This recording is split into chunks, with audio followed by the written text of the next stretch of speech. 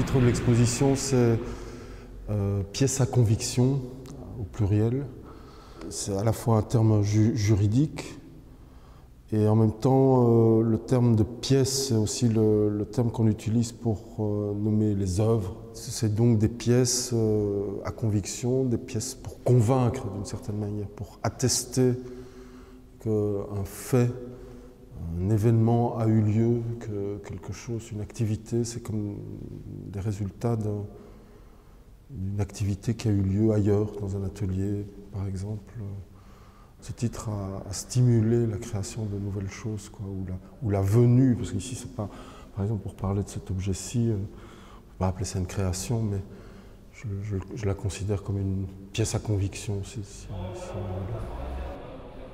Il y a toute une série de photographies qui ont été faites au Palais de Justice à Bruxelles, dans les 6e sous-sols du Palais de Justice, qui est réservé aux pièces à conviction, justement.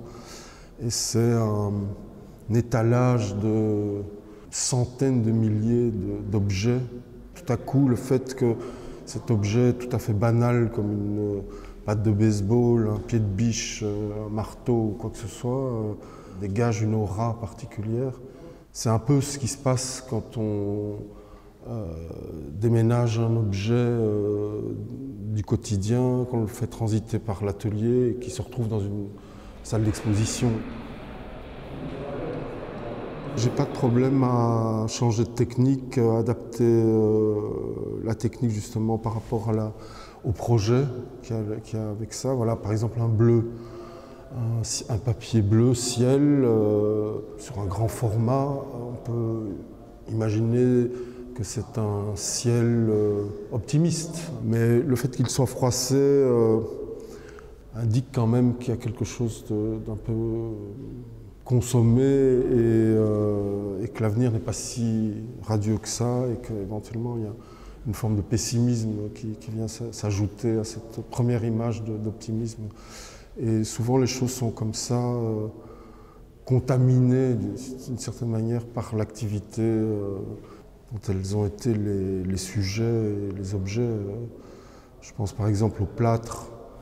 Il y a une contamination d'encre qui s'est faite par le dessous. C'est un peu comme si le goudron du sol du centre d'art ici avait contaminé le mur ou avait contaminé des éléments qui sont des doubles du mur, quoi. Il y a souvent, dans les choses que je propose, il y a la cause et l'effet, si vous voulez. On a du plâtre, on trempe dans de l'encre, le plâtre absorbe l'encre, et ensuite, voilà le résultat qu'on a. Même chose avec les bronzes, dans la salle ici à côté, ça se passe à la fonderie.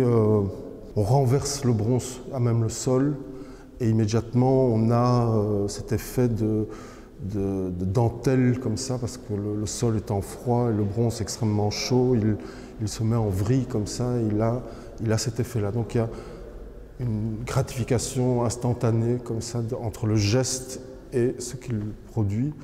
Dans une autre salle, on voit un cube en marbre noir, très dense. À côté de ça, il y a le même cube, au même format, en glace, qui fond. Et donc tous les 2 jours, on remplace ce glaçon par un autre. Et à 2, entre le marbre et le glaçon, ils forment un espèce de duo à la fois très proche formellement et à la fois très éloigné dans ce qu'ils indiquent comme durée, si vous voulez. Il faut des millions d'années pour faire ce bloc et il faut quelques heures pour que cet autre bloc fonde et s'évapore, quoi. Donc c'est un peu ça le principe, c'est d'avoir des espèces de chronomètres avec des rapidités de temps comme ça qui sont très différentes. Les choses sont assez fragiles, quoi. Elles sont vouées à être soit complètement contaminées ou complètement éparpillées ou complètement évaporées, etc. J'aime bien chercher ces moments de la matière où la matière est dans une forme d'instabilité comme ça, avec potentiellement on perçoit sa probable disparition